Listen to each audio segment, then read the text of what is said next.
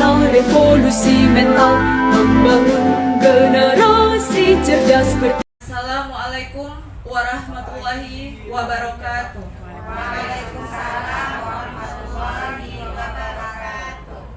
Yang terhormat Ibu Kepala SMP Negeri 14 Pekanbaru, yang sama-sama kita hormati para wakil Kepala SMP Negeri 14 Pekanbaru, serta rekan-rekan Bapak Ibu Guru, serta pegawai tata usaha yang saya cintai. Pertama-tama sekali, marilah kita ucapkan puji syukur kehadirat Allah Subhanahu wa Ta'ala yang telah melimpahkan rahmat dan karunia-Nya sehingga kita dapat berkumpul di ruangan yang kita cintai ini dalam acara diseminasi budaya positif di SMP Negeri 14 Pekanbaru. Selawat beriring salam tidak lupa pula kita sampaikan kepada idola kita Nabi besar Muhammad SAW yang telah membawa kita dari alam kebodohan ke alam yang terang benderang dan ilmu yang teknologi yang canggih seperti yang kita rasakan saat ini.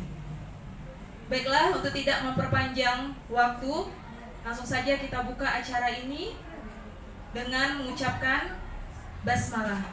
Bismillahirrahmanirrahim. Acara pertama yaitu pembacaan doa oleh Bapak Nijar. A'udzu minasyaitonir rajim. Bismillahirrahmanirrahim. Alhamdulillahirabbil alamin wassalatu wassalamu ala asyrofil anbiya'i wal mursalin wa ala alihi washabihi wasallam ajmain.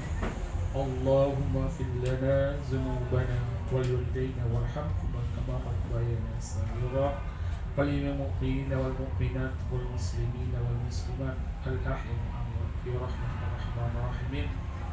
Ya Allah ya Rabb, pada siang ini kami berkumpul di SMP Negeri 14 dalam rangka seminasi budaya positif di sekolah SMP Negeri 12 oleh guru penggerak. Mudah-mudahan acara ini sukses dari awal sampai akhir. Amin amin alamin. Ya Allah, berkedah ilmu kami, ridhoilah acara kami ini, mudah-mudahan menjadi guru-guru penggerak dan menjadi guru yang mendidik anak-anak kami menjadi anak yang baik. Rabbana zalamna anfusana wa illam taghfir lana wa tarhamna lanakunanna khasirin.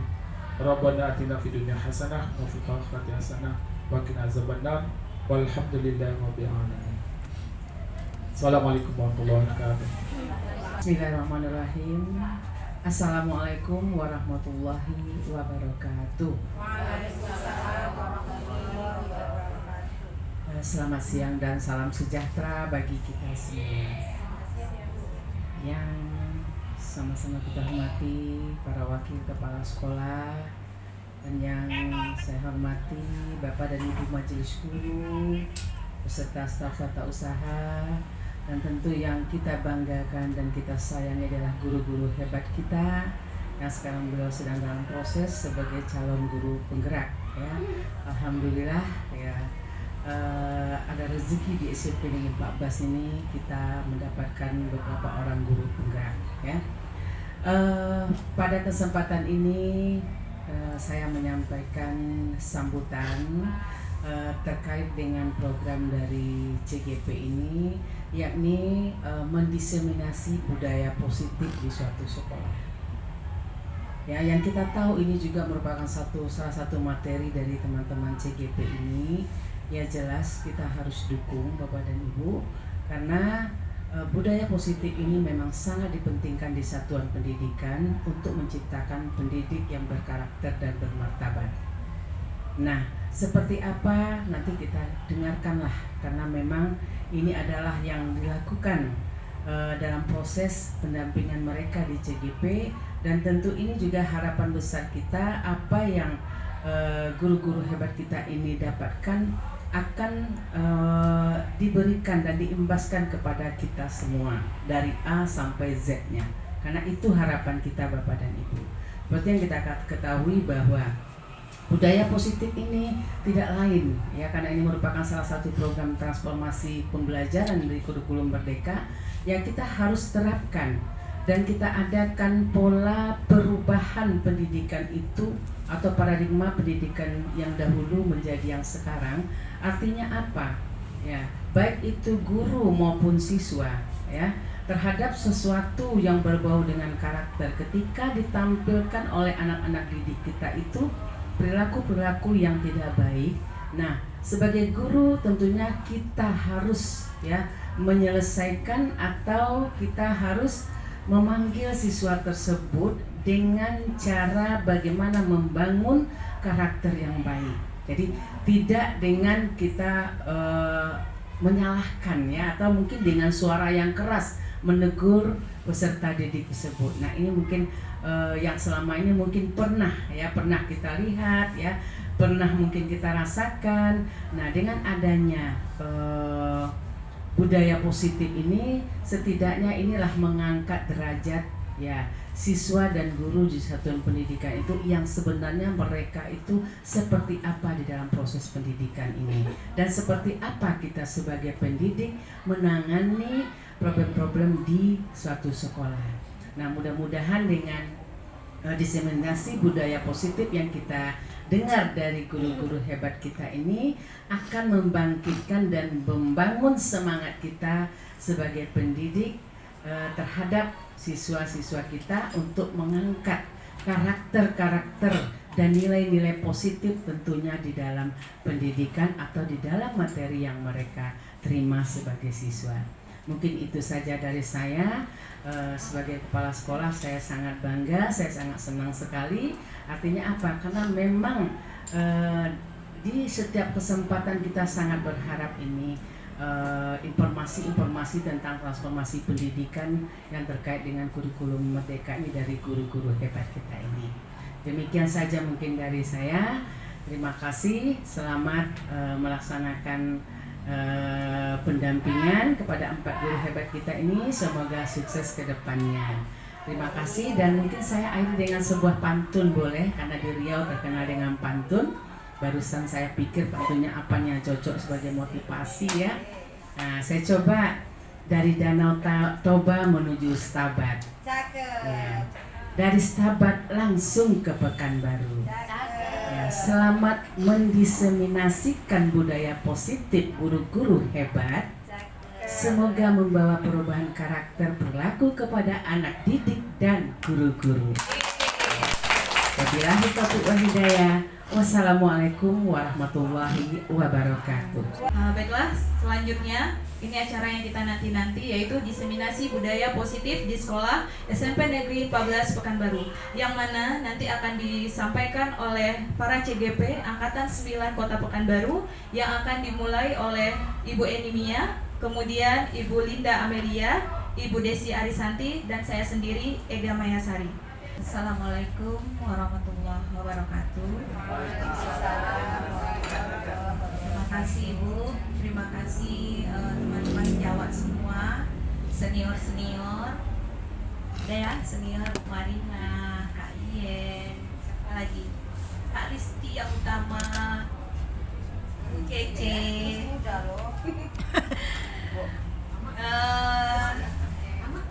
oh iya, ada Ma Opet. Bentar ya Ibu.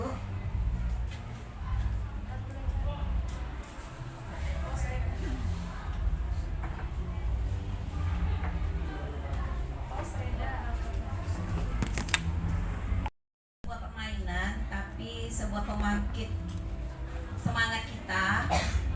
Ini ada bukan teka-teki juga. Katanya bumi itu bulat. Bumi itu adalah pembelajaran IPA, ya kan? Kalau dihubungkan dengan matematika, bumi itu bulat. Kemudian kalau seandainya matematika 18 tambah 8 sama dengan berapa? 26. 18 tambah 8 sama dengan berapa? 26. Silakan 7 tangan yang bisa jawab. Reda 26, Bu. 26. bumi itu bulat kan Ibu ya? Berapa? 26 guru matematika. Berapa? 18 tambah 8. 4 Bu, 4. Iya, 4. kan tadi kunci katanya bumi itu bulat. Bumi itu bulat, hitunglah 8, angka 8 itu 00, ibaratnya godok-godoknya ada 4. Jadi 18 tambah 8 sama dengan 4. Tepuk tangan untuk yang benar. Ya, kita mulai dengan budaya. Kosakatanya di sini judulnya budaya positif. Budaya positif berarti budaya itu adalah kebiasaan. Kebiasaan kita yang kita tampilkan kepada siswa-siswa atau murid-murid kita. Kan kita ini adalah sebagai contoh. Jadi yang positif-positif itu yang mana? Budaya-budaya itu apa? Yang itu yang akan kita bahas sekarang. Jadi budaya itu adalah kebiasaan. Kebiasaan yang bagaimana? Ya, kebiasaan yang bagaimana? Tentu kebiasaan yang baik, yang baik-baik. Contoh, kebiasaan yang pertama kita sampai di sekolah. Kita sampai di sekolah kebiasaannya apa? Ya, kita berjumpa sama anak, kita menggunakan 3S. Sebenarnya kan 5S. Ya, biar singkat 3S. Apa 3S? Senyum, sapa, salam. Itu sekarang sudah agak berkurang kita lakukan. Karena biasanya kita hanya membahas masalah anak luar rasanya. Jadi kalau kita bangkitkan kembali yang 3S, ya itu bukannya anak juga senang. Pagi dia sudah melihat kita dengan masuk kelas dengan senyuman, assalamualaikum, waalaikumsalam bu, bagaimana keadaan kamu? Ya beginilah bu, begini bagaimana? Terus kita tanya pertanyaan, barulah kita mulai jawaban. Itu udah salah satu positif yang kita berikan kepada anak, sekurang-kurangnya untuk pendekatan kita kepada mereka. Jadi budaya positif ini banyak Bapak Ibu, ada 8 poin. Ya, di situ Bapak Ibu bisa baca suatu konsep yang sangat penting dalam kehidupan sehari-hari. Jadi budaya positif ini bukan hanya kita di sekolah, tapi dalam kehidupan kita juga, kehidupan kita sehari-hari.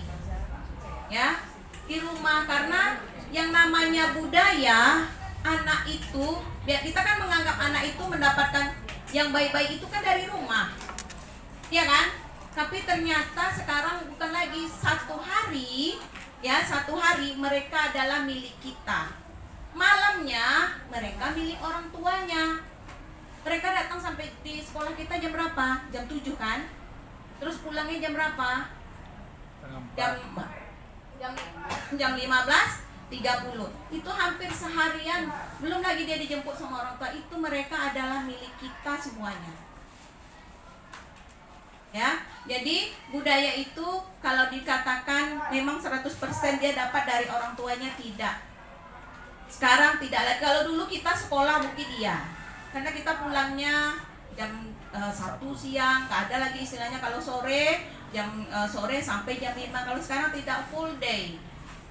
Ya, kalau full day itu dari pagi sampai sore itu dia milik kita. Nanti pun dia kalau udah sampai di rumah, apalagi anak-anak kita ini udah sampai di rumah, nanti mamanya juga belum pulang dari kerja, bapaknya juga belum pulang dari kerja.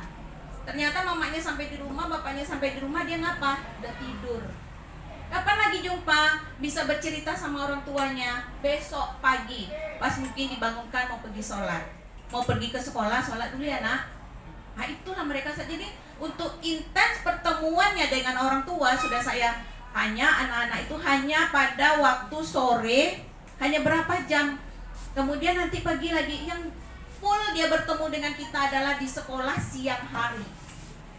Jadi kita jangan menyalahkan istilahnya, ini kebiasaan kamu dari rumah kita, kebiasaan kita. Jangan kita salahkan anak sedikit pun. Ya, itu orang tuanya juga mungkin bergurunya sama kita.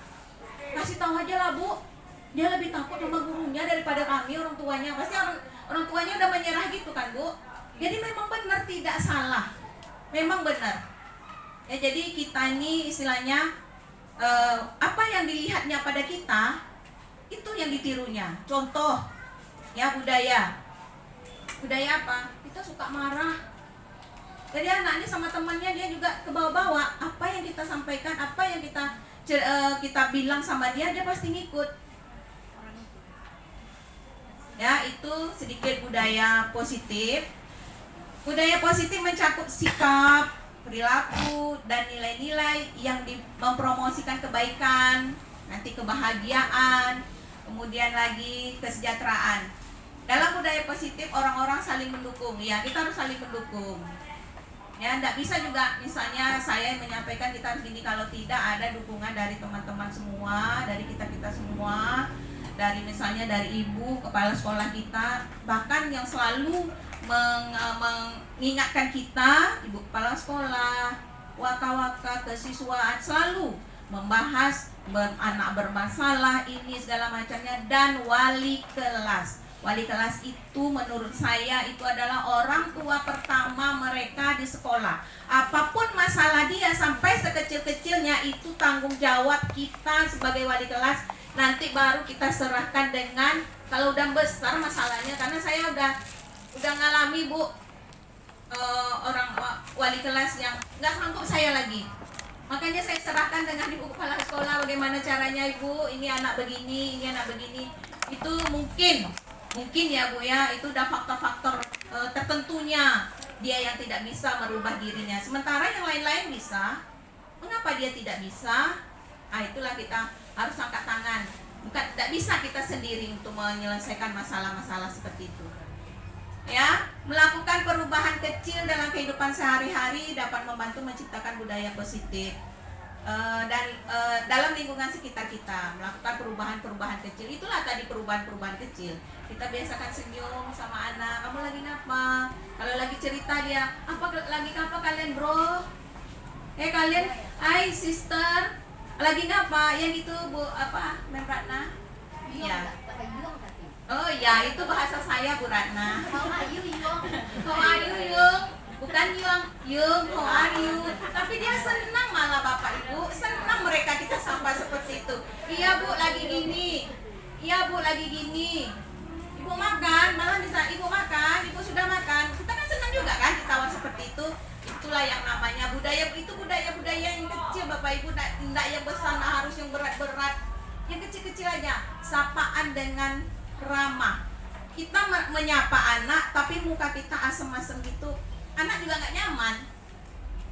Ya, anak juga nggak nyaman. Jadi gimana kita supaya kita fresh, anak pun enak. Itulah budaya yang seperti itu, yang kecil-kecil seperti itu yang nanti akan menimbulkan disiplin pada dirinya. Karena dia nanti ingat, sebenarnya ibu tuh baik, ya enak lah, ibu tuh baik banget. Ya, jangan nanti sampai dia bilang gak enak lah, takut awak sama ibu tuh. Ya, kita ini bukan untuk ditakuti, tapi kita harus disegani. Itu salah satu bentuk budayanya. Ya, terus lagi. Ya, tadi itu apa itu budaya positif? Perwujudan dari nilai-nilai atau keyakinan dan kebiasaan di sekolah yang berpihak pada siswa. Ya, agar dapat berkembang menjadi yang kritis, penuh hormat dan tanggung jawab. Karena sekarang ini pengimbasannya kan ke profil Pancasila, karakter anak. Karakter pelajar Pancasila itu lengkap semua Bu. Ya, kita kalau paradigma mengatakan merubah paradigma baru, ya memang kita harus merubahnya. Karena sekarang ini zamannya zaman modern, nggak ada lagi zaman kita dulu. Ya, kita harus merubah memang. Itu makanya kita merubahnya dari mana? Dari budaya kita tadi. Harus kita cara belajar itu nanti. Setelah kita dapat pendekatan dengan anak, kita pasti enak. Bagaimanapun bentuk cara belajar kita, anak pasti mengikuti kita. Saya tuh baru tahunya sekarang Bu, kalau kemarin belum tahu. Kemarin masih samar-samar. Sekarang lah baru tahu saya. Ya, ternyata kita dengan pendekatan kita dengan anak, apa yang kita perintahkan pasti anak melakukannya. Ya, apa yang kita perintahkan pasti anak melakukannya. Walaupun dia hanya mengantar Bu, saya ini cuma ini yang siap Bu. Ya, kamu lanjutkan di rumah, bukan main senang hatinya. Iya Bu, benar Bu. Bukan main senang hatinya. Kamu lanjutkan di rumah. Terus kapan saya kumpul Bu tugasnya? Ya besok lah, kalau kamu udah siap baru kumpulkan. Ya nilai kamu, ya kita jelas-jelas juga nilainya tidak sama dengan orang mengumpulkan hari ini. Iya Bu, nggak apa-apa. Nah mungkin pula kita ngasih nilainya anjlok. Ya Bapak Ibu ya. Tuh satu. Terus yang kedua, kita merubah paradigma. Ya, di sini budaya positif imbasnya. Apakah Bapak Ibu setuju? Apabila pemberian hukuman dapat mendisiplinkan siswa. Siapa yang setuju tunjuk tangan? Hukumannya bermacam-macam Bu. Ada yang setuju? Kemudian yang kedua, pemberian hadiah dapat meningkatkan prestasi siswa. Pemberian hadiah, yakin? Belum tentu. Iya, tidak tentu. Ya, karena mengapa? Jadi anak itu tergantungnya dengan hadiah. Ya. Dengan hadiah aja, oh nanti kalau kita nanti buat ini cepat nanti kita dapat hadiah. Jadi anaknya ketergantungan dengan hadiah. Tidak ada dia benar-benar mau mengerjakannya. Mungkin kalau dia benar-benar mengerjakannya besok apa yang kita tanyakan, kalau dia benar-benar memang dari hatinya dia dapat. Tapi kalau dia hanya mengejarkan hadiah, hari itu aja dapat, besok dia nggak tahu lagi. Apalagi bagaimana kalau hadiah hanya untuk guru? Terima? Ini anak ngasih kita hadiah, terima? Sama dengan penyogokan, Ibu mau terima? Bapak Ibu? Ibu ya?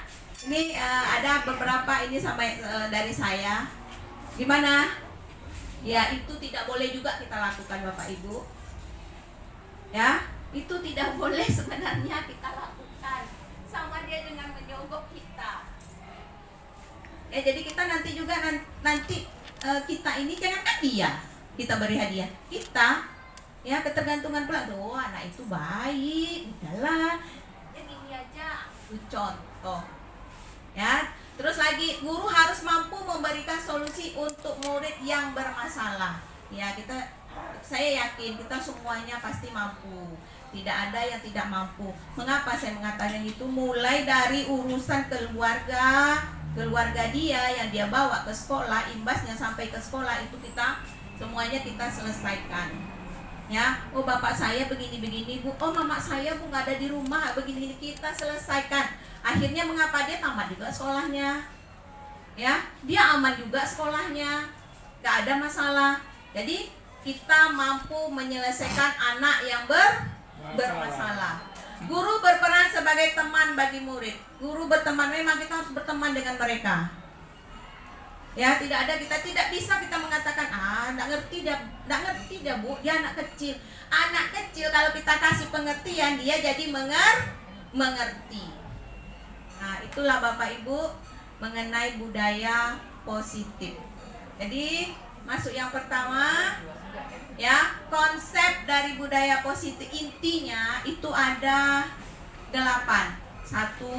Perubahan paradigma belajar, disiplin positif, nilai-nilai kebajikan, kebutuhan dasar manusia, motivasi perilaku manusia, posisi kontrol guru, keyakinan kelas, dan segitiga restitusi.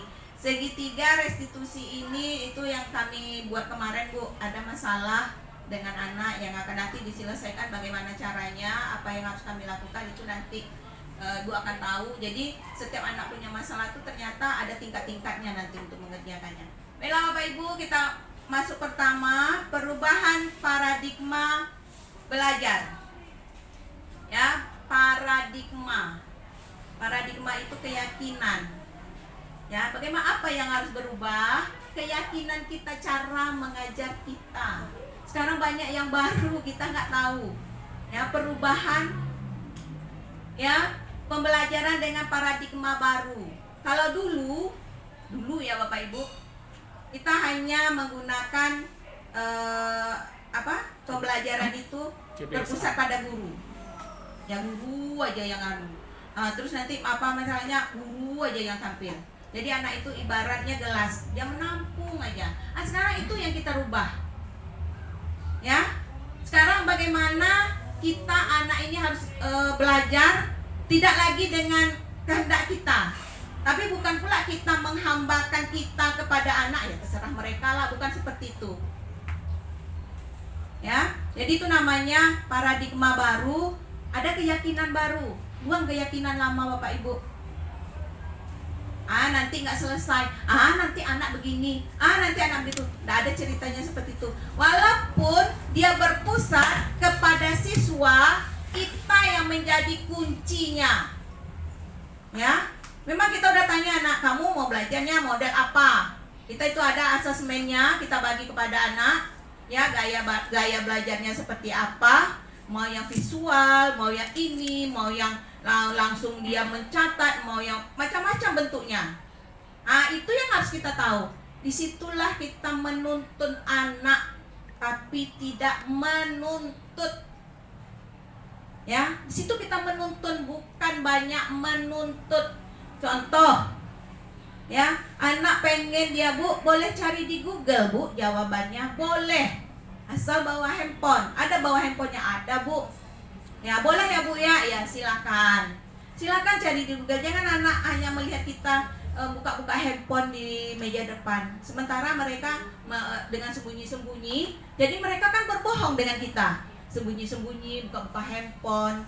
Sementara kita dengan enaknya membuka-buka handphone, WA dengan mereka mengerjakan tugas. Coba kita suruh anak ini, boleh Bu, silakan.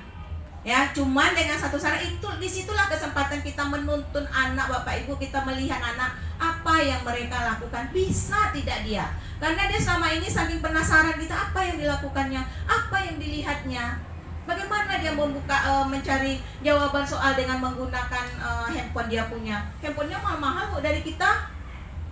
Ya, ada harga 6 juta. Saya tanya berapa harga handphone? Hebat, handphone kamu berapa harganya? Entahlah Bu, 6 juta, 4 juta. Awak 2 juta bayar wa Bali, Bu. Tapi itulah, Bu, dia tidak bisa menggunakan untuk belajar. Ya, saya udah lihat kemarin. Saya kasih soal, isinya dengan nalar. Bu, ada di dalam buku pakai jawabannya, silakan baca. Kalau kamu bisa membaca, mau membaca buku itu, pasti ada jawabannya. Boleh lihat handphone, Bu? Boleh. Silakan. Ternyata tidak ada Mbah Google itu jawaban dari soal yang saya berikan. Ya, tidak ada Bapak Ibu, karena yang saya minta, bagaimana menurut kamu TKI, ya, TKI yang disiksa di negara tetangga. Dia membuat pertanyaannya, bagaimana menurut kamu? Ya, nggak dapat lah, Bu, jawabannya. Itulah dia bingung, nggak ada jawabannya, Bu. Pasti ada. Ternyata mereka tidak bisa, Bu, mencari kata kunci untuk jawaban yang kita berikan. Padahal kalau pakai nalar dia berpikir kan bisa kan? Nggak terima, Bu. Apa alasannya? Ya, kalau anak yang tidak bawa handphone, nggak bisa lah, Bu. Kamu buat alasannya apa? Itu mereka yang tidak bawa handphone pada saat itu. Yang bawa handphone tidak bisa mereka menjawabnya dari handphonenya, dari Google yang mereka punya. Yang seperti itulah, Bu. Itu yang namanya kita merubah paradigma kita. Jangan hanya berfokus kepada kita ceramah ini, terus kita seharusnya kita menggunakan media-media pembelajaran. Sekarang yang ditingkatkan itu menggunakan IT sebagai media pembelajaran. Disitulah kita melihat kita harus sebagai menuntun, bukan sebagai penuntut. Mana tugas kamu? Bisa enggak kamu? Ibu tidak terima. Ya, jawaban kamu salah semua. Bagaimana caranya nih kamu supaya nilai nggak ada seperti itu lagi, Bu. Nggak laku kita seperti itu lagi. Ya. Terus ada katanya gini, guru itu nanti, Bu, dari sana itu timbullah ilusi anak kepada kita. Yang guru pemarah, penghukum, terus membuat rasa bersalah. Ya. Ilusi mereka udah keluar, dah datang lagi, Bu nih. Mau hukum awak, kok awak nak buat PR. Disuruhnya awak tagak di muka kok. Ada pasti kayak gitu. Itu ilusi anak beribu-ribu. Jadi keluarlah sebutan-sebutan untuk kita ini, Bu.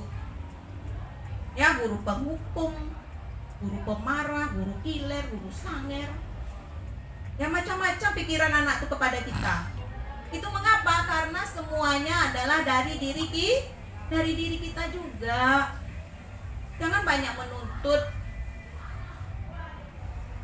menuntun yang lebih banyak.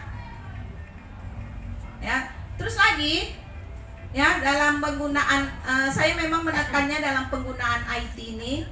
Kita kalau misalnya anak tidak membawa handphone pada saat kita membutuhkan, jangan paksa anak besok kamu beli paket, ibu semuanya harus membawa handphone. Kita mencarinya, jangan sekali-sekali kita berkata seperti itu, ya. Jangan, kita tidak boleh mengatakan besok ya nak kita bawa handphone, beli paket begini ya. Kita tidak bisa, Bapak Ibu. Ya, kalau bisa kan gaya belajar anak ini dia bermacam-macam bentuknya, Bu. Ada dia yang bisa jawab langsung, oh iya Bu, saya tulis saja lah Ibu ya. Ada dia langsung mempraktekkannya. Ada dia yang langsung, istilahnya dia langsung membuat tugasnya itu, dia harus melihat, Bu, gimana kalau saya melihat ini Bu? Boleh. Ya, itu yang merubah kita. Jadi gaya belajar anak itu semuanya tidak sama, karena anak itu punya kodrat. Ada kodrat alam yang dibawanya memang dari dia, ada kodrat zaman.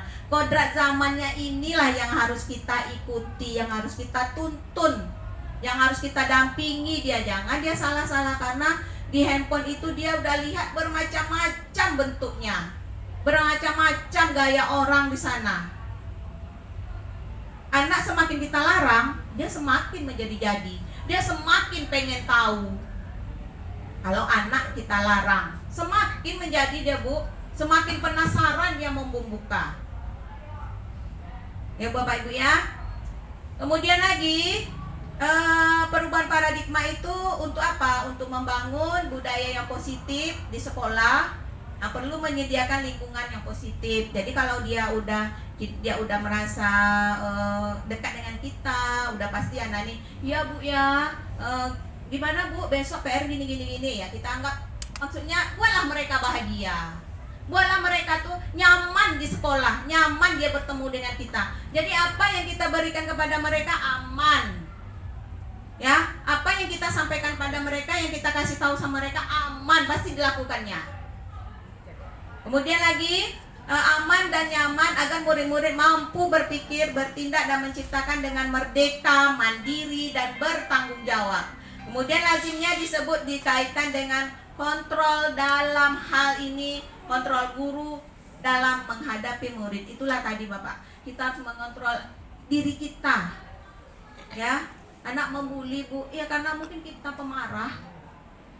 Anak itu Bu, dia banyak karena mungkin kita sering menghukum dia, dulunya sering gewer, ya, sering cubit. Jadi anak ikut-ikutan, apalagi dia di rumah. Ya, dari rumah sering nengok bapak mamanya suka kelahi, sampai di sekolah dia nggak segan-segan kelahi sama temannya, karena itu semuanya yang dicontohnya. Ya, itu mengenai paradigma. Ya, itu yang saya bilang, yang saya sampaikan tadi. Kalau menurut Dr. William Glasser, itu ada ilusi kalau kita sudah melakukan sesuatu, ada ilusinya, ada ilusi guru mengontrol murid, ya, ilusi bahwa dikritik membuat merasa bersalah. Kita suka mengkritik anak aja, jadi kita merasa bersalah. Dia merasa membuat rasanya bersalah, rasanya nggak mampu. Ya, kemudian ada lagi Ibu lihat karakternya, ya. Kemudian ada ilusi bahwa orang dewasa berhak memaksa. Tidak ada Bu, kita tidak boleh memaksa-maksa kehendak kita dengan anak. Kemudian lagi ilusi bahwa semua penguatan positif efektif dan bermanfaat. Nah, itu ilusi anak kepada kita kalau seandainya kita berbuat sesuatu yang tidak mereka sukai dan itu selalu yang kita lakukan. Ya, itu yang pertama. Terus dari budaya positif tadi, merubah paradigma baru, mengikuti paradigma baru, itu akan menghasilkan disiplin positif. Disiplin positif ini ya juga merupakan salah satu cara penerapan disiplin. Kalau ya ibaratnya gini, kalau kata Bapak Ki Haji Dewantara, kalau kita tidak bisa mendisiplinkan diri kita, ya, kalau kita tidak bisa mendisiplinkan diri kita, silakan disiplin. Orang boleh mendisiplinkan diri kita. Sama dengan mereka anak-anak ini. Kalau mereka tidak bisa disiplin, ya, kita yang mendisiplinkan. Kemudian sebagai pendidik tujuannya adalah menciptakan peserta didik yang memiliki disiplin diri sehingga mereka berperilaku mengacu kepada nilai-nilai kebajikan. Nilai memiliki motivasi intrinsik yang ada dari dalamnya dirinya dalam perubahan tingkah laku ke arah yang lebih baik. Ya, itu dari saya mengenai budaya positif, merubah paradigma yang baru, kemudian disiplin positif. Terima kasih. Kita lanjutkan yang ketiganya, yaitu nilai-nilai kebajikan yang dilanjutkan oleh Ibu Linda Amelia. Baiklah Bapak Ibu, sepertinya udah gak lesu nih, kurang semangatnya. Bagaimana kalau kita ice breaking dulu? Semangat? Semangat. Baiklah, cluenya adalah maju satu. Ingat, maju satu. Maju satu. Ya, kalau Novi pergi ke Bandung, terus Magda pergi kemana? Maju satu. Ayo, maju satu. Kecil, baca. Oke. Once again. Oke, sekali lagi ya. Maju satu. Ya. Kalau Susi pergi ke Ternate, Maju satu mana? terus Yuli pergi kemana?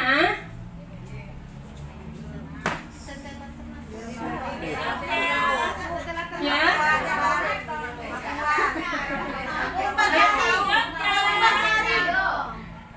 Kalau Susi pergi ke Ternate, Yuli pergi kemana? Ke Alah, Sumbar. Sari. Surabaya lah. Dari Ternate ke Surabaya. Surabaya kan? Itu kalau Surabaya dia mundur berarti.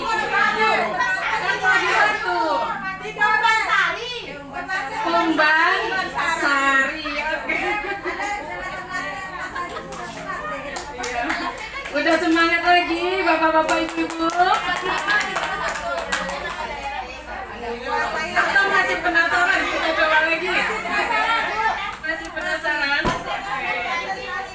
Oke, satu kali lagi. Baik. Kalau Pak Iqbalnya pergi ke Solo, Ratnanya pergi kemana? Timur bisa ke Tangkuban Perahu juga di kanan juga kita semua. Iya, tapi udah semangat lagi ya Bapak Ibu.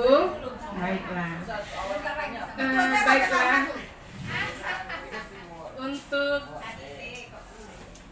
ya, udah semangat lagi Pak Iqbal. Baik. Kita lanjutkan ke materi kita yang ketiga, yaitu nilai-nilai kebajikan. Bisa kita lihat di sini bersama bahwa nilai-nilai kebajikan itu adalah prinsip-prinsip etika yang dianut oleh seseorang atau yang dipegang di dalam kehidupannya sehari-hari. Apakah kita merasa kita punya nilai-nilai kebajikan? Tentu punya. Karena nilai-nilai kebajikan ini adalah menjadi dasar hubungan kita antar sesama manusia. Baik itu di lingkungan masyarakat, di lingkungan sekolah, dan di lingkungan lainnya, ya. Nah, jadi itu yang harus kita pegang untuk nilai-nilai kebajikan. Nah, nilai-nilai kebajikan ini itu hendaknya memang yang hadir dari dalam diri kita sendiri. Kalau untuk lingkungan sekolah, oke, kita terus lagi dulu untuk diri sendiri ya, sebelum lagi kita ke sekolah. Dalam diri sendiri untuk nilai-nilai kebajikan, kira-kira apa yang mau dihadirkan dari pribadi kita masing-masing. Bisa disebutkan kira-kira Bapak Ibu nilai-nilai kebajikan yang bisa dihadirkan dari dalam diri kita. Kejujuran, disiplin, tanggung jawab, ya, saling menghargai, dan banyak lagi nilai-nilai kebajikan lainnya yang bisa kita tampilkan, dan itu hendaknya bisa hadir dari dalam diri kita sendiri, dan itu berupa intrinsik, bukan diharapkan dari ekstrinsik. Bukan hanya mempertimbangkan sesuatu, maka kita menghadirkan nilai-nilai kebajikan pada diri kita. Maha Esa dan berakhlak mulia. Nah, di sini kita berharap anak-anak kita atau peserta didik kita bisa menghadirkan nilai-nilai kebajikan universal yang beriman, bertakwa kepada Tuhan yang Maha Esa dan berakhlak mulia. Jadi bisa kita beri contoh apa saja kira-kira yang telah kita lakukan untuk menghadirkan nilai-nilai kebajikan universal daripada peserta didik yang mengamalkan, beriman, bertakwa kepada Tuhan yang Maha Esa dan berakhlak mulia. Sudahkah ada kita lakukan atau peserta didik implementasinya ke peserta didik? Pak Nijar, bisa kira-kira apa? Sebelum belajar Ya, itu salah satunya. Sebelum belajar kita berdoa dulu. Dan alhamdulillah di SMP Negeri 14 Pekanbaru kita telah banyak mengimplementasikan nilai-nilai kebajikan untuk ditanamkan kepada para peserta didik kita. Mulai dari yang telah disebutkan Pak Nijar tadi, berdoa sebelum dan sesudah belajar. Dan juga kita ada kegiatan setiap paginya, yang mana pagi itu kita melaksanakan sholat duha, lanjut itu mengaji, dan juga memperingati hari besar agama. Nah, itu bisa kita hadirkan untuk peserta didik kita dan sudah terlaksana, alhamdulillah. Yang kedua yaitu bernalar berkebinekaan global ya, berkebinekaan global. Nah, belajar mempertahankan budaya luhur dari lokalitas dan identitasnya. Di sini berkebinekaan global, kira-kira apa yang sudah terlaksana agar hadir nilai-nilai kebajikan dari para peserta didik kita? Kira-kira apa, Ibu Novi? Ada pendapat? Tidak membedakan suku. Ya, karena di dalam kelas kita ada pembauran antara yang non-muslim dan muslim ya, dengan non-muslim. Dan alhamdulillah itu terjalin suatu pertemanan yang baik, sosial yang baik di antara para peserta didik kita. Terus yang ketiga adalah bergotong royong.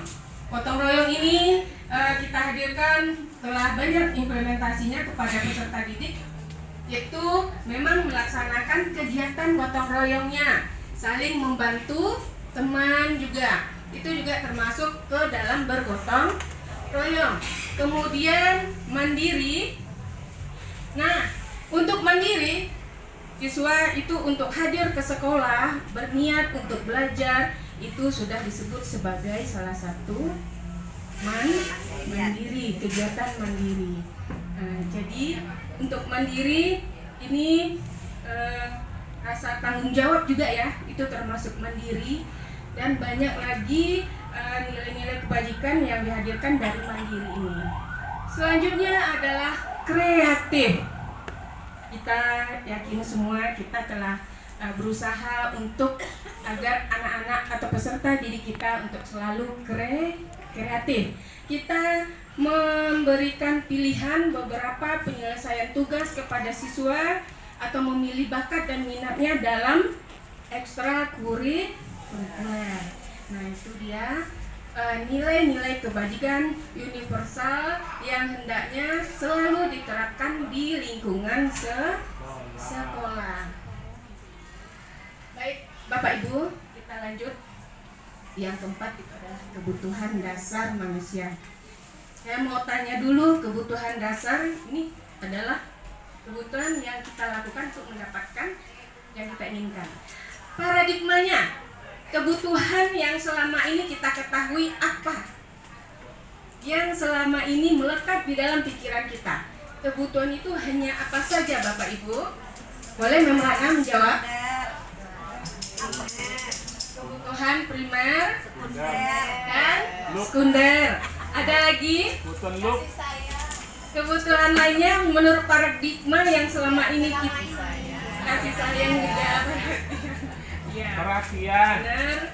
Jadi kebutuhan dasar ini bukan hanya kebutuhan primer, sekunder atau yang kita sering kenal dengan sandang, pangan, dan papan. Ya, Bocor ekonomi ya. mari kita lihat. Ternyata 5 kebutuhan dasar manusia itu yang pertama adalah bertahan hidup. Nah, bertahan hidup di sini kita memenuhi kebutuhan akan makan, pakaian, tempat tinggal, keamanan dan kesehatan. Nah, itu dia termasuk ke dalam kebutuhan bertahan hidup. Yang kedua, itu adalah kebutuhan akan kasih sayang dan rasa diterima. Nah, di sini kita ingin kita dipedulikan, terus bekerja sama juga dengan teman-teman yang lain. Nah, itu termasuk ke dalam kebutuhan akan kasih sayang dan rasa diterima. Dan yang ketiga, penguasaan. Adakah kita kebutuhan penguasaan? Nah, ini menyangkut dengan harga diri, keinginan untuk dianggap, memimpin, berprestasi, diakui, dan didengar. Coba kita bayangkan jika salah satu dari kebutuhan akan penguasaan ini tidak terpenuhi, seperti didengar. Kalau kita berbicara sedang serius-seriusnya, terus lawan bicara kita cuek, apa yang dirasakan Bapak Ibu? Kesal, iya. Apalagi Marah. Iya, timbullah nilai-nilai negatifnya ya dari dalam diri kita. Maka dari itu memang kita ingin kebutuhan akan penguasaan itu dipenuhi ya Bapak Ibu. Oke, untuk kebiasaan mandiri itu mampu mengendalikan diri. Nah, kemampuan mengendalikan diri tentu kita tidak ingin amarah, emosi itu mengendalikan kita.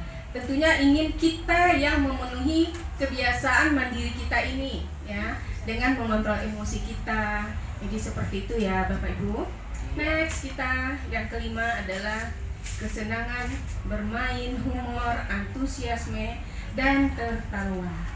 Apakah ada nih di ruangan ini Bapak Ibu yang pinginnya sedih terus? Ya.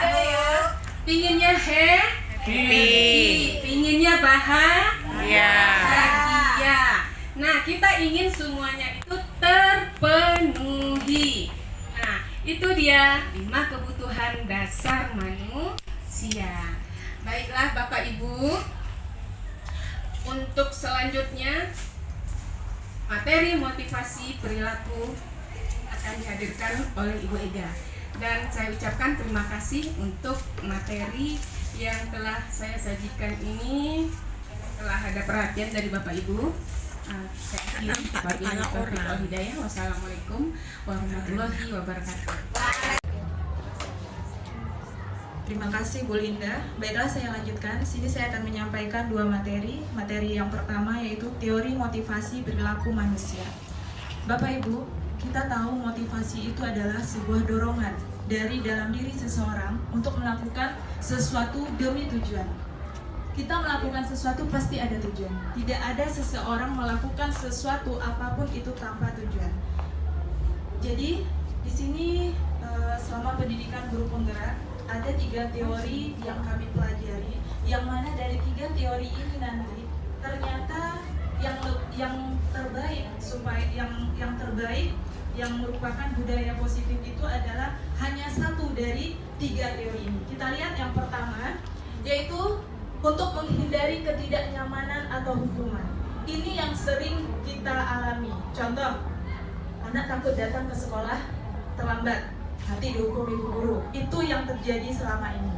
Takut pungut sampah, takut takut duduk di luar, takut ngelak kaca, atau takut ngepel lantai. Itu yang terjadi kepada anak kita. Dan itu termasuk ke dalam motivasi eksternal, berarti motivasi dari luar. Nah, kita lihat lagi teori yang kedua, yaitu untuk mendapatkan imbalan dari orang lain. Nah, ini juga termasuk ke dalam motivasi eksternal. Jadi sesuatu yang kita lakukan harus ada imbalan. Itu ternyata tidak baik. Ke depan lah nanti bu guru ngasih hadiah misalnya. Itu termasuk motivasi eksternal. Dan ternyata itu tidak termasuk ke dalam budaya positif. Sama mungkin dengan kita sebagai pegawai, nanti datang cepat lah biar dipuji ibu. Nah, itu ternyata tidak boleh ya Bapak Ibu. Tapi jadikanlah suatu kebiasaan, memang saya harus datang duluan sebelum teman-teman yang lain, karena saya ingin memberikan contoh misalnya, atau memang sudah kebiasaan saya seperti itu. Nah, lanjut yang ketiga, untuk menghargai diri sendiri. Nah, ini dia motivasi internal, yaitu dalam diri pribadi kita. Saya akan menjadi orang seperti apa apabila saya melakukannya.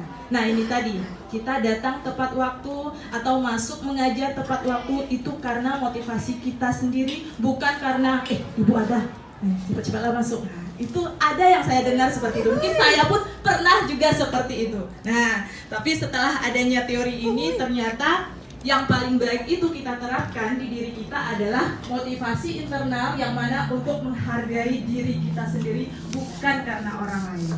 Nah, cocok Pak. Nah, jadi Bapak Ibu, ini mungkin terasa ya. Kita ambillah ke motivasi internal. Oke, next. Nah, kita lanjut kepada posisi kontrol. Nah, di saat materi posisi kontrol inilah yang membuat saya semuanya ini ternyata sudah pernah kita lakukan tanpa kita sadari. Nah, dari kelima ini, Bapak Ibu bisa lihat gambarnya. Penghukum yang pertama seperti itu. Ada bapak-bapak yang lagi memegang palu. Nah, ternyata kita seperti itu loh. Nah, saya rasa saya pernah juga seperti itu. Nah, Bapak Ibu juga. Nah, yang kedua, pembuat rasa bersalah. Ada anak dan bapak gurunya. Nah, nanti saya akan jelaskan sesuatu. Yang ketiga itu posisi teman. Nah, guru itu posisi kontrolnya itu adalah sebagai teman. Yang keempat sebagai pemantau. Kemudian yang terakhir sebagai manajer. Nah, kita lihat sebagai penghukum contohnya. Nah, sering mungkin kita lakukan ya Bapak Ibu, patuhi aturan sekolah lalu berdiri di depan barisan. Ini misalnya terjadi pada siswa yang misalnya di saat sedang upacara bendera, mungkin sedang melakukan kegiatan upacara bendera, ada anak yang tidak tertib. Nah, kita mengatakan kepada siswa tersebut, "Nak, ayo nak, baris yang rapi," misalnya. Jangan goyang atau gimana, jangan ganggu temannya. Ternyata itu tidak boleh, karena itu posisi kontrolnya guru sebagai penghukum. Mental siswa kena karena terdengar oleh teman yang lainnya. Kemudian yang kedua sebagai pemantau. Di sini guru dia sering sebagai pemantau karena kita punya aturan di sekolah. Nah, seperti misalnya ada anak yang di depan mata kita melihat dia membuang sampah sembarangan, lalu kita langsung menegurnya, "Kamu sudah melanggar apa peraturan dan konsekuensinya." Kalau seandainya anak tadi tidak membuang sampah di tempatnya, apa konsekuensi yang mereka terima? Jadi di sini kita lebih ke arah konsekuensi tapi bukan hukuman ya Bapak Ibu.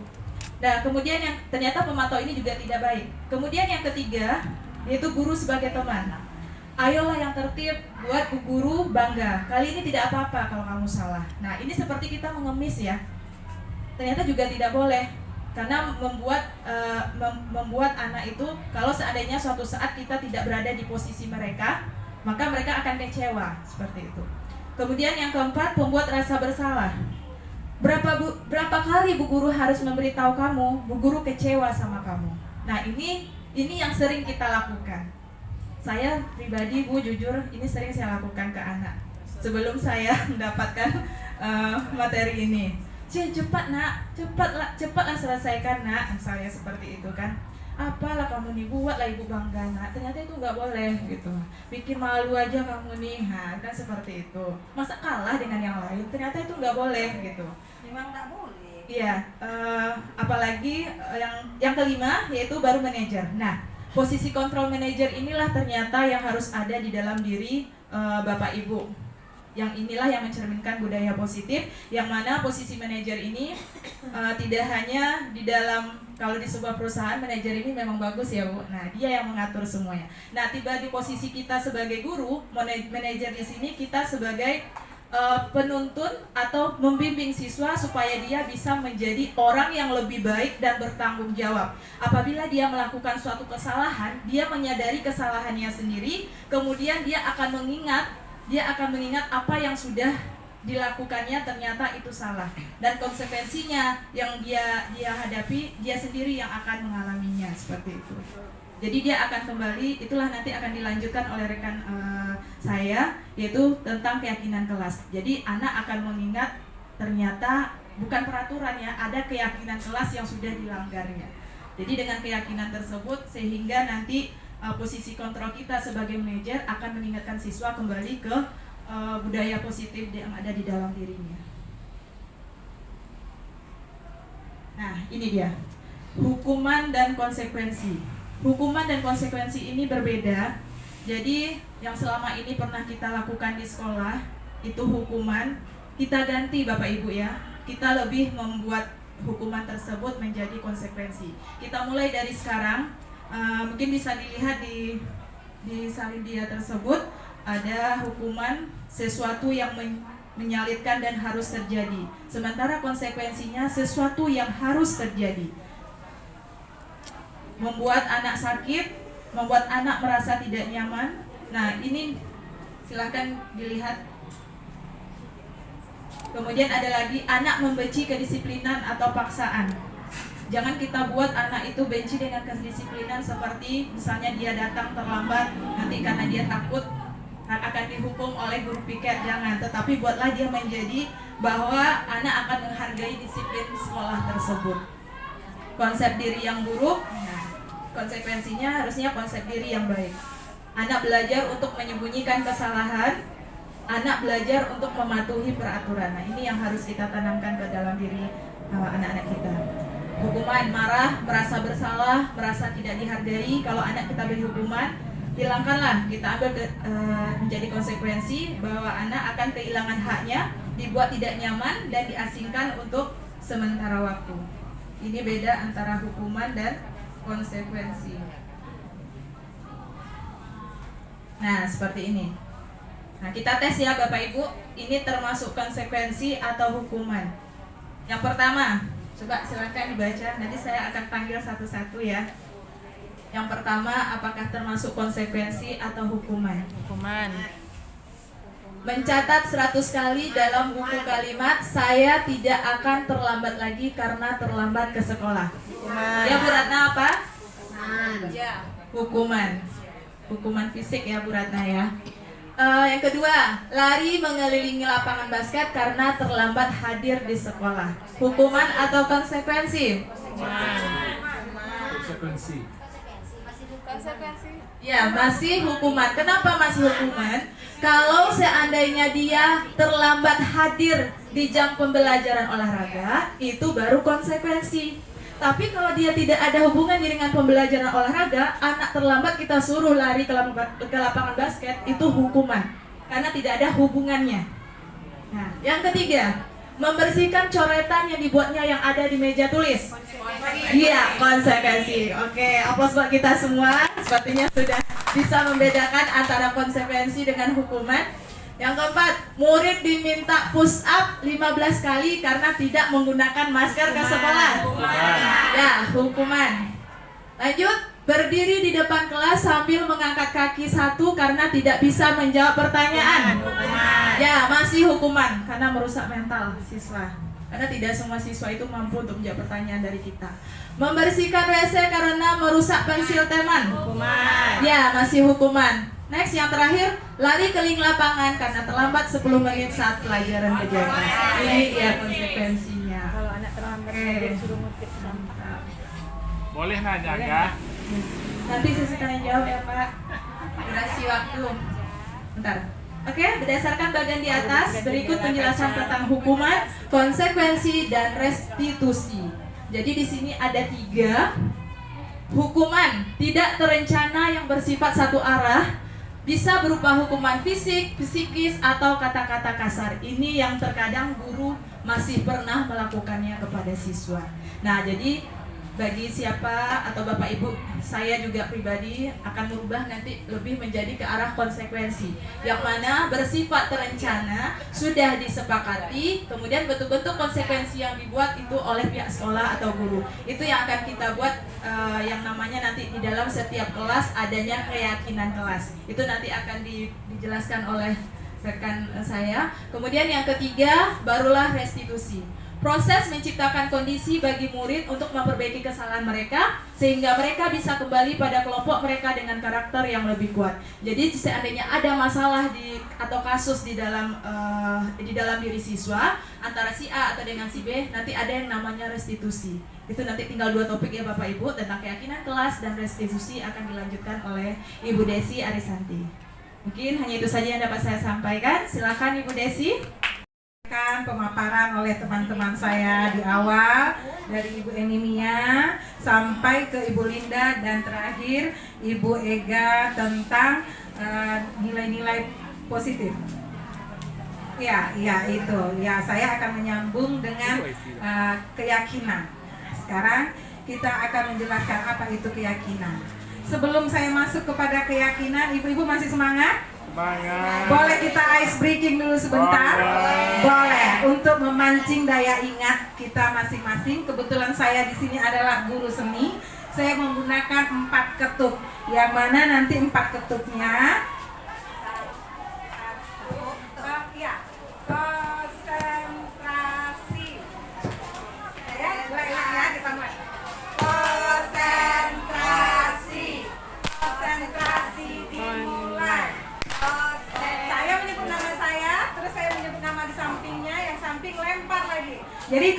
Jadi nanti ice breakingnya saya menggunakan 4 ketuk, terus nanti saya menyebut nama saya dan saya menyebutkan nama orang yang saya panggil dan orang yang saya panggil nanti juga seperti itu, pas ketukannya pas di jari jentik ya kita menyebut. Oke, kita mulai, boleh semangat?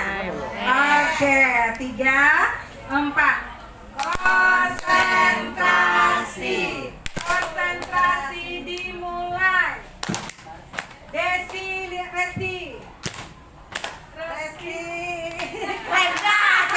kita mulai. Kita ulang kayaknya mulai panas ya. Oke ya, apa? Resti. Oke, kita mulai ya.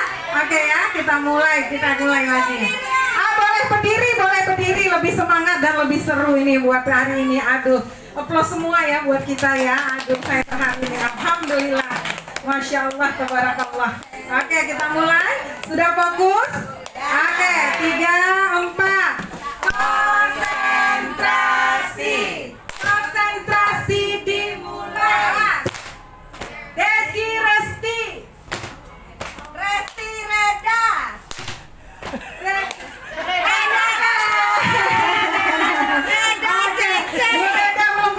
Kita boleh tambah 1 lagi ya. Satu lagi. Oke, kita tambah 1 lagi. Baik. Ya, tambah semangat ya. 3, kita mulai. 1, 2, 3. Konsentrasi dimulai. Belum. Desi, Ega. Ratna Nur Azim. Oke, tepuk tangan untuk kita semua. Baik. Nah, pada hari ini saya akan menampilkan yaitu tentang keyakinan. Baik, kita masuk kepada keyakinan. Sebelum saya masuk pada keyakinan, kita tahu apa itu namanya keyakinan. Ada yang bisa menjelaskan apa itu keyakinan? Sesuatu apa dipercayai. Iya, boleh. Terus Bu Ratna, boleh? Kita minta Bu Ratna dulu. Sesuatu yang kita percayai dengan sungguh-sungguh. Oke, tepuk tangan buat Bu Ratna. Sesuatu hal yang kita percayai atau yang kita yakini yang akan membawa pada nilai-nilai positif kepada diri kita masing-masing. Nah, itu yang dikatakan keyakinan. Nah, kita mulai daripada keyakinan diri. Baik, pembentukan keyakinan sekolah dapat kita lakukan dengan keyakinan kelas bersifat lebih abstrak dari peraturan yang lebih rinci dan konkret. Maksudnya di sini lebih abstrak. Lebih abstrak, bahasanya lebih abstrak itu lebih samar secara universal. Nanti akan kita sampaikan bahwa keyakinan kelas itu tidak memberikan suatu, kalau sebelumnya kita juga mengenal dengan peraturan. Kalau peraturan itu kita rasanya kesannya sesuatu hal yang harus kita lakukan, yang harus kita pertanggungjawabkan. Betul, tapi tidak nanti menghasilkan kesadaran pada diri kita. Itu peraturan yang saya tahu dari dulu. Oke, lanjut kepada keyakinan kelas berupa pernyataan-pernyataan yang universal. Ya, istilahnya secara universal gampang untuk masuk kemana saja. Oke, lanjut kepada keyakinan kelas hendaknya tidak terlalu banyak sehingga mudah diingat, dipahami oleh semua warga kelas. Ya, keyakinan kelas ini kalau bisa setiap yang kita buat itu terkenang gitu. Anak-anak meyakini betul nilai-nilai kebaikan apa yang ada pada keyakinan kelas yang kita buat nanti. Lanjut. Keyakinan kelas sebaiknya yang dapat diterapkan di lingkungan tersebut. Ya, kita bisa menerapkannya nanti baik di dalam kelas maupun di lingkungan sekolah. Lanjut, semua warga kelas hendaknya ikut berkontribusi. Nah, di sini seluruh warga kelas ikut semuanya berkontribusi, memberikan saran atau masukan keyakinan yang mereka anggap keyakinan itu membawa sesuatu hal kebaikan pada diri mereka. Jadi kita bebaskan kepada anak-anak. Sama-sama pada saat ini saya berjumpa dengan teman-teman, kita membuat keyakinan sekolah. Dan itu nanti ada kontribusi dari teman-teman atau saran yang akan nanti disampaikan menjadi suatu keyakinan yang akan kita yakini kebaikannya untuk kita bersama. Baik.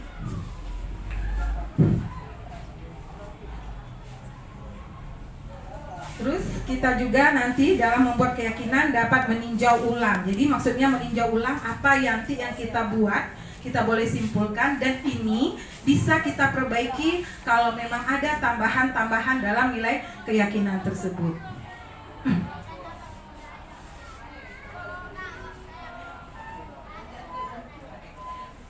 Di sini saya juga menggunakan prosedur pembentukan keyakinan sekolah atau keyakinan kelas. Step pertama yaitu mencurahkan ide. Nah, saya sebelum masuk ke sini saya ingin menginformasikan kepada teman-teman karena kebetulan saya juga baru belajar. Di sini saya coba memberitahukan kepada teman-teman bahwa keyakinan kelas itu seperti apa.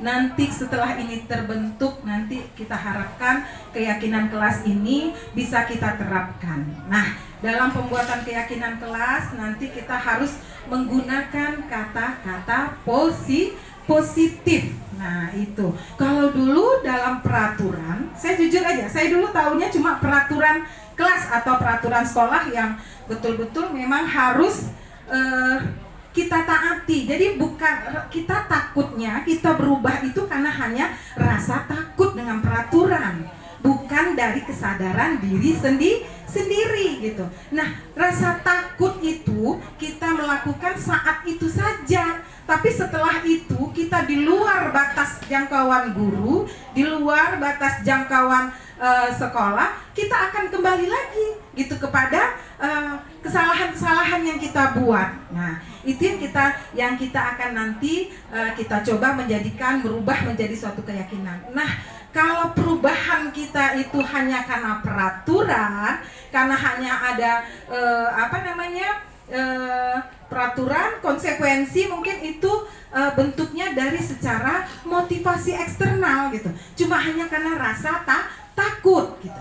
Tapi alangkah baiknya perubahan itu kita lakukan dari dalam diri sendiri, kesadaran pada diri kita sendiri. Nah, itu disebut dengan motivasi intrinsik. Nah, itu dia yang disebut dengan motivasi intrinsik. Jadi kesadaran itu betul-betul datangnya dari diri sendiri gitu.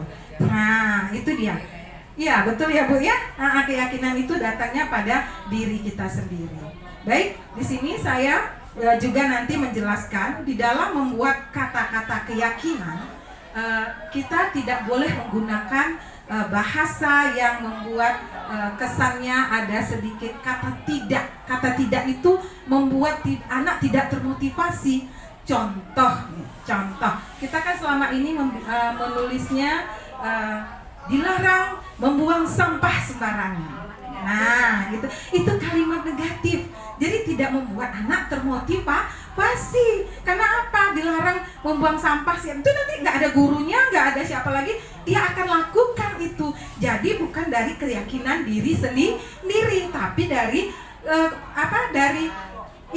ketakutan dari secara eksternal, kesadaran melalui eksternal. Nah, nanti juga bilang gini, anak ibu tidak boleh datang terlambat. Anak ibu tidak boleh datang terlambat. Kira-kira anak mematuhi nggak? Kira-kira anak mematuhi nggak Bapak Ibu? Enggak ya? Iya, anak-anak tidak akan mematuhi karena dia nanti akan begitu nih ibu-ibu gurunya sudah lupa dengan yang kata-kata peraturan itu tadi, dia akan langgar gitu.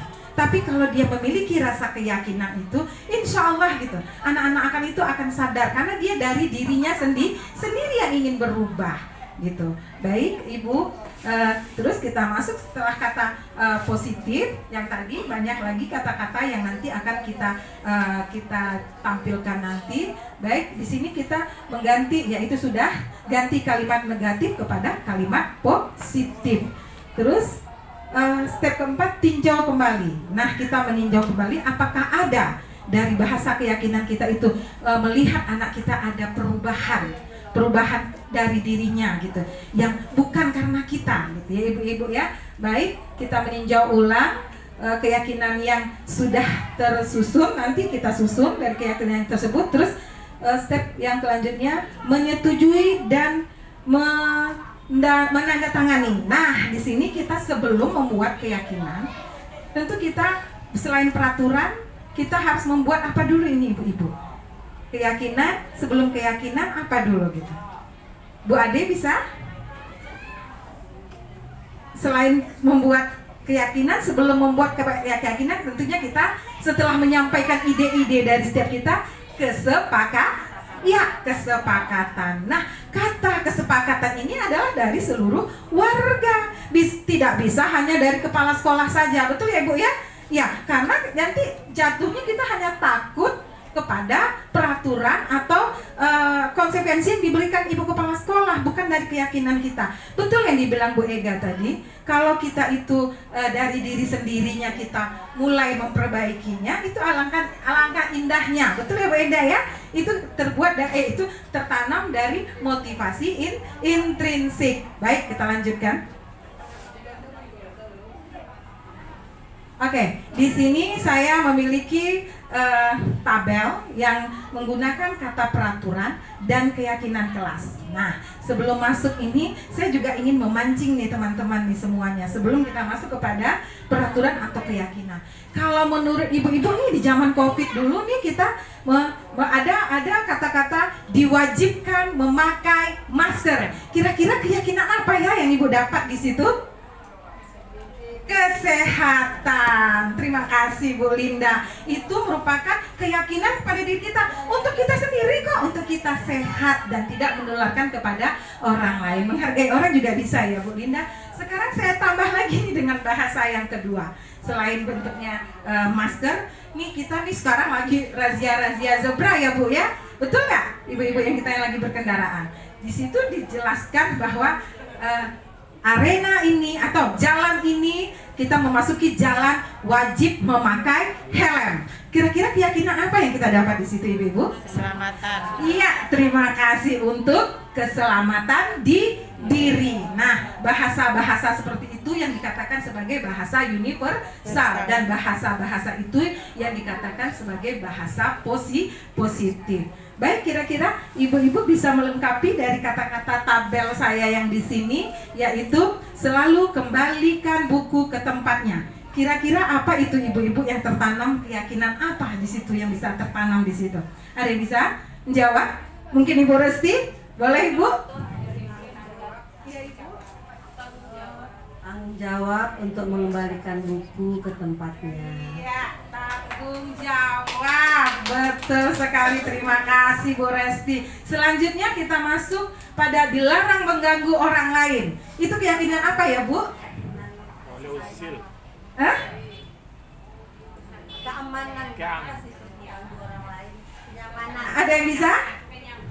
Kenyamanan satu lagi mungkin bisa menghargai orang lain. Nah, itu dia. Kita masuk kepada selanjutnya, hadir di sekolah 15 menit sebelum pembelajaran dimulai. Ini maaf nih, saya sebelum itu juga ya kita introspeksi diri perlu ya, Bu. Itu merupakan nanti keyakinan sebagai intrinsik dari dalam kita untuk melakukan perubahan tanpa harus ada takut ancaman dari ibu kepala sekolah ataupun ibu wakil kepala sekolah gitu ya kan. Jadi 15 menit sebelum pembelajaran dimulai. Kira-kira itu apa? Disiplin waktu. Oke, lanjut kepada dilarang melakukan kekerasan. Kenyamanan lagi. Terus dilarang menggunakan narkoba. Kesehatan itu sangat mengganggu. Selain kesehatan apa ibu-ibu? Apa? Peringatan. Kita keyakinannya dulu. Kesehatan, satu lagi apa? Menghargai orang di sekitar. Betul nggak, Bu? Pasti mengganggu ya, Bu. Orang yang narkoba, telernya minta ampun, mabuk kesana kesini, nggak peduli dengan orang. Kalau dia tidak suka, tiba-tiba ces dengan pisaunya, dengan apanya. Nah, kata-kata keyakinannya itu adalah menghargai orang lain dan menjaga kesehatan. Oke. Ini lagi apa? Gunakan masker sudah tadi. Jangan berlari di kelas atau koridor. Nah, kita ini kan Ibu, kelas kita, sekolah kita nih bertingkat. Kita punya koridor. Kira-kira keyakinan apa yang kita dapat dari jangan keselamatan. Tepuk tanganlah dulu Ibu semua biar lebih semangat. Baik, di sini ada kata-kata yang sudah saya masukkan ke dalam tabel. Nah, ini dia. Yang pertama itu ya, selalu kembalikan buku ke tempatnya merupakan tanggung jawab. Dilarang mengganggu orang lain, menghormati orang lain. Hadir di sekolah 15 menit sebelum pembelajaran dimulai, menghormati orang lain dan berkomitmen. Dilarang melakukan kekerasan, itu merupakan keselamatan, menghormati orang lain. Dilarang menggunakan narkoba, itu kesehatan dan juga menghargai orang lain untuk keselamatan orang lain. Terus gunakan masker, itu kesehatan dan keselamatan. Jangan berlari di kelas atau di koridor, juga merupakan keselamatan. Baik, kita lanjut. Oke, di sini saya telah membuat sedikit video dalam membuat keyakinan. Boleh kita perhatikan sebentar Ibu, kayak membuat keyakinan kelas bersama anak-anak. Ternyata anak-anak kita ini anak-anak luar biasa gitu.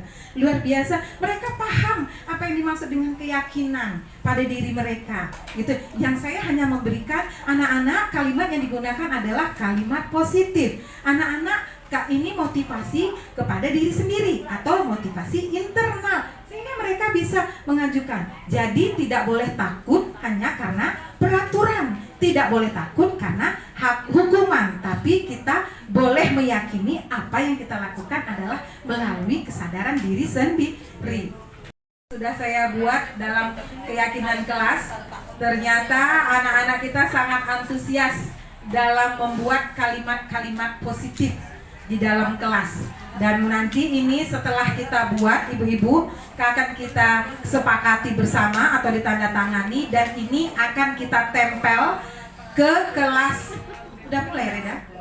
Kita tempel ke kelas kita setelah itu yang akan kita jadikan keyakinan kelas kita. Ya, kira-kira seperti itu ibu-ibu. Nah, dari bahasa ini kita dapat anak-anak membuat kata-kata dengan bahasanya, buanglah sampah pada tempatnya. Nah, habis itu keyakinan apa lagi yang mereka bikin? Kedisiplinan. Datang tepat waktu. Nah, banyak lagi bahasa-bahasa itu. Dan nanti akan kita jadikan suatu kesepakatan setelah dapat kata-katanya, diskusi bersama, kesepakatan. Habis itu kita jadikan ini satu keyakinan dan akan kita tempel nanti di kelas masing-masing dan kita akan jadikan sebagai implementasi kita ke depannya. Baik, sudah saya buat di kelas. Nah, sekarang kita masuk kepada segitiga restitusi. Ya, segitiga restitusi itu adalah menanamkan disiplin positif kepada anak, bukan untuk menebus kesalahannya, tetapi bagaimana anak itu belajar dari kesalahannya. Maksudnya apa ibu-ibu? Jadi anak-anak itu kalau kita dalam membuat anak-anak memiliki suatu masalah, jangan anak itu tiba-tiba dijudge. Jangan anak-anak itu tiba-tiba disalahkan. Itulah kamu, itulah ini. Akhirnya nanti, kamu tahu nggak peraturan sekolah kita seperti apa? Kamu tahu nggak apa yang harus kamu lakukan? Nah, itu dia. Jadi sehingga anak-anak ini dia hanya bisa sampai kepada rasa takutnya pada dirinya sendiri, tapi bagaimana kita menyelesaikan permasalahan yang dihadapi anak-anak kita ini.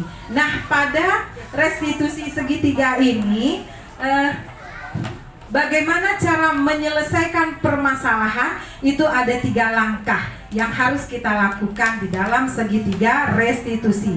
Yang pertama menstabilkan, yang kedua validasi, yang ketiga keyakinan. Nah, kembalikan anak-anak kita tadi dari permasalahan dia itu ke keyakinan yang telah kita buat bersama. Baik, kita lanjut.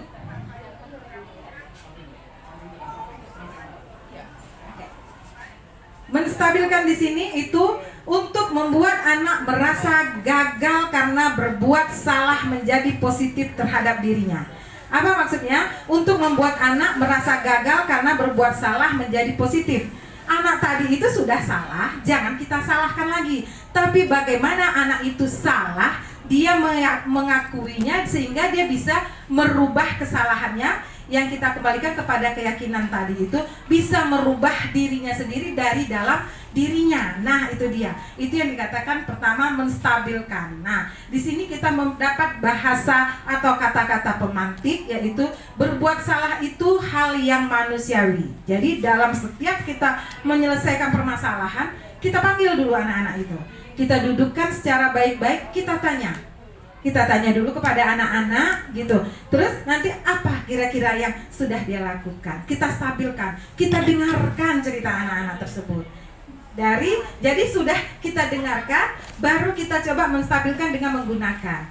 Berbuat salah itu hal yang manusiawi, bukan berarti kita membenarkan kesalahan dia, tapi kita stabilkan dulu kondisinya. Terus ada lagi bahasanya, kalau ibu di posisi itu, mungkin ibu juga akan melakukan hal yang sama. Nah, bahasa-bahasa yang tidak menjatuhkan anak itu yang dikatakan menstabilkan identitas. Baik, kita lanjut. Nah, validasi.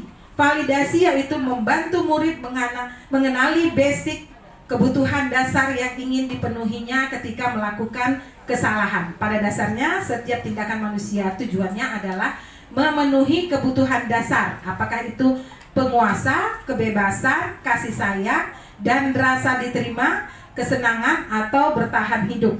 Nah, anak itu juga butuh diperhatikan ibu-ibu. Jadi di saat dia melakukan kesalahan, kita jangan marahkan dia dulu, tapi timbulkan rasa kasih sayang sehingga dia bisa mempercayai kita untuk menyelesaikan suatu permasalahannya. Nah, dari sini juga kita bisa mengutip bahasanya, yaitu kamu bisa saja melakukan hal yang lebih kuat, tapi kamu tidak melakukan.